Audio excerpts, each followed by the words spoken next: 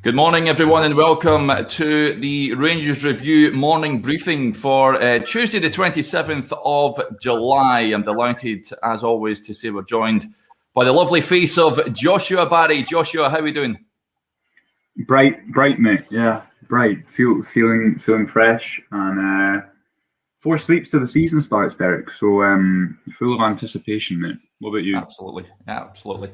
Excellent stuff. A lot to talk about with regards to Rangers, but it feels apt to firstly send on our condolences to the friends and family of former Rangers man Ali Dawson. Absolute tragedy hearing the news yesterday that he sadly lost his life at the age of 63 following a short illness. An absolute Rangers great. He's been inducted into the Hall of Fame, made 315 appearances, won the League Cup and Scottish Cup, and after Rangers went on and had a successful stint as manager of Hamilton Accies.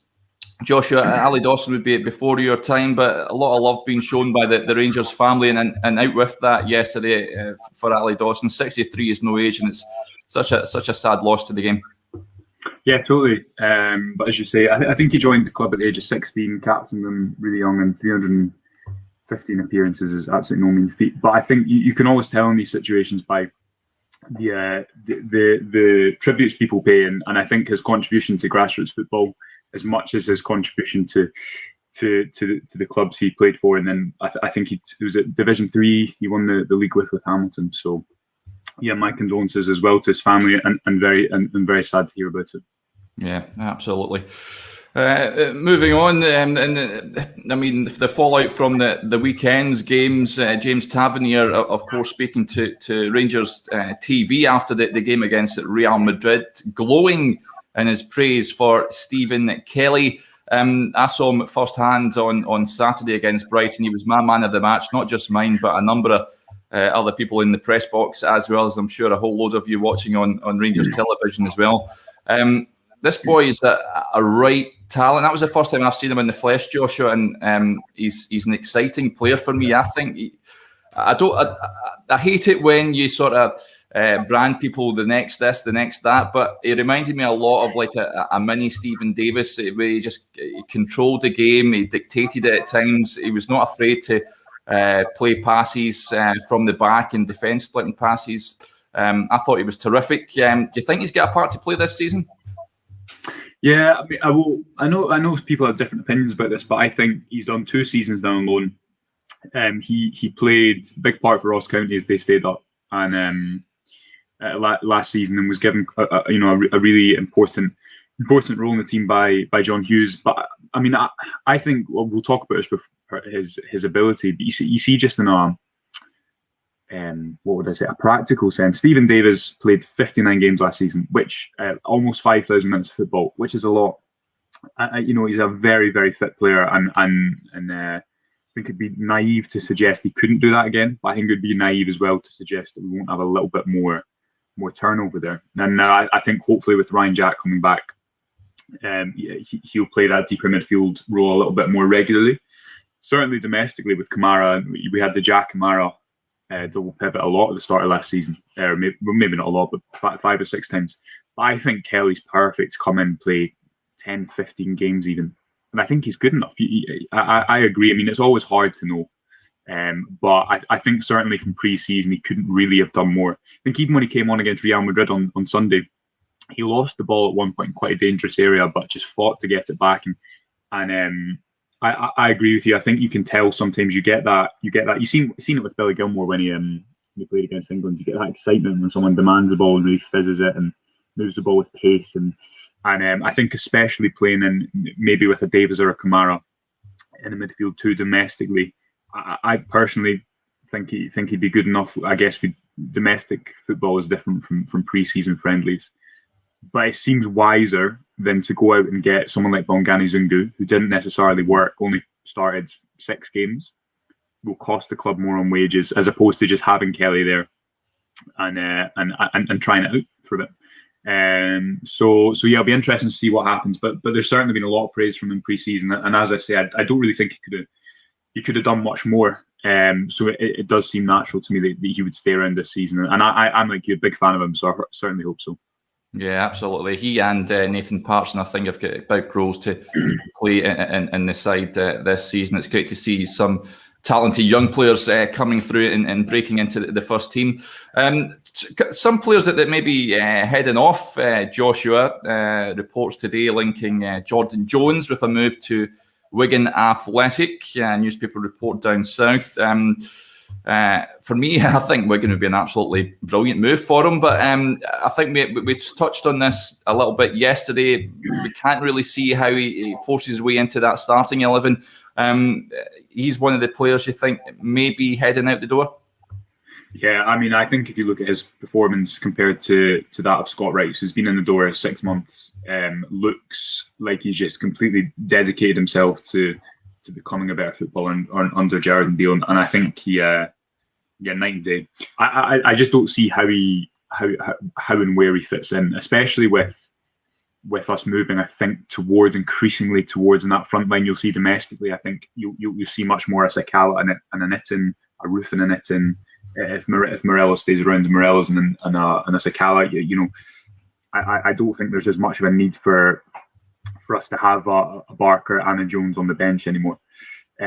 So yeah, it's unfortunate, and we wrote about, again, I spoke about this yesterday, the sliding doors moment, and in that first season, Jordan Jones did have a few moments in pre-season where you thought, okay, he could do something here. The cross for Morelos, that I think was at Legia Warsaw.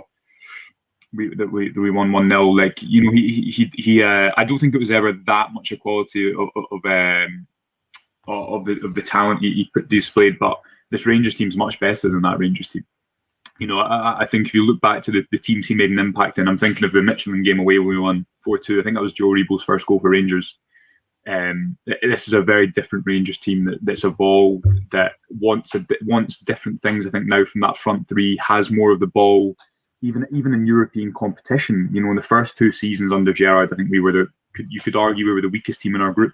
Last season, we were definitely, I think, the second strongest in our group. So it's changed, and I think for Jordan Jones, he maybe just has missed the boat a little bit. I actually spoke to a Sunderland-based journalist in my piece about Jones about a week ago, maybe 2 weeks ago, and he said that there was moments where he looked too good for League One, and there was moments where supporters thought, this guy's amazing, but the inconsistency kind of was his downside, and actually said that he thought fans would be 50-50 about whether they wanted him back full time. So I think everyone would like to see him go and get a really good season of football under his belt, which I don't think he's had since he left Kilmarnock in 2017-18 or 18-19. Yeah. I can't see him playing a big part this season.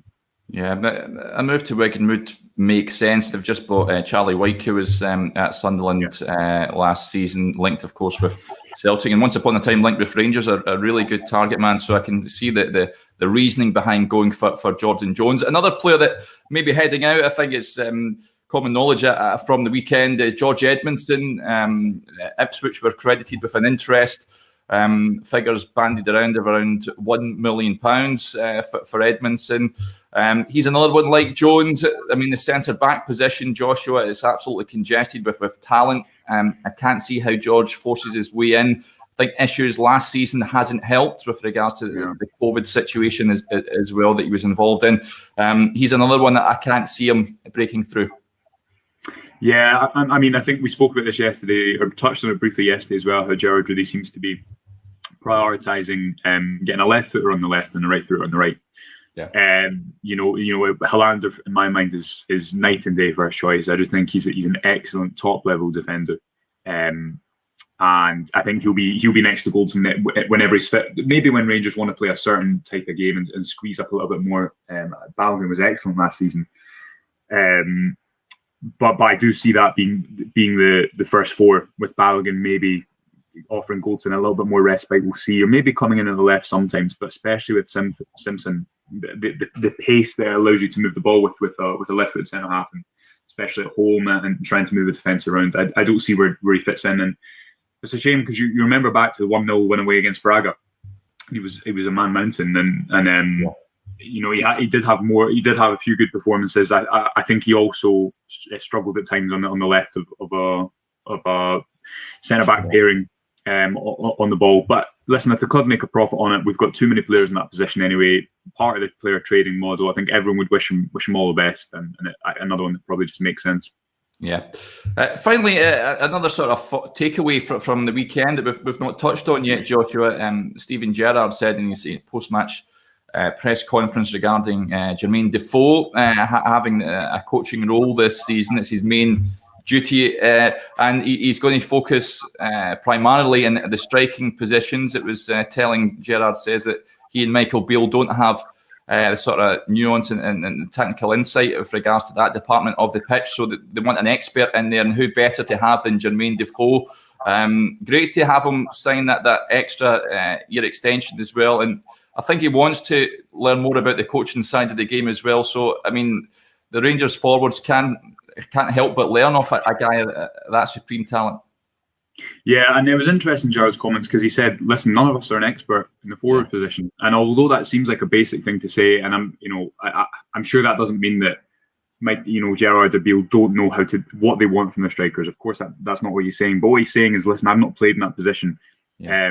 I can't understand it in the same way that Jermain Defoe can. And listen, you look at Defoe's unofficial coaching role with Morelos and how much that's improved his game, and I think he already has made a huge impact in that way. But it'll be interesting to see with Sakala how he can do the same. And it was strange. I was actually looking down at the bench, and it was strange seeing Defoe not on the team sheet and in his grey tracksuit. But I think everyone knows how much and how good an impact and how positive an impact he has at Rangers. How much he loves being around the club. And yeah, you're right. Like, this guy's one of the, how many goals did he score in the Premier League? I can't think off the top of my head, but an elite forward who's played a high number of games for England, and again can only be a positive. Still like to see him come on the pitch a few times this season. I don't know how fleeting that will be, but I can imagine that he would be sticking around for the long run with the coaching team if this is his last season where he's a player as well. Yeah, I think it's one of the best signs of the summer, really tying him down again. I think his off-field presence is absolutely invaluable. So yeah, it was interesting to see Gerrard's comments after the game. We've got a comment here from Douglas. Do you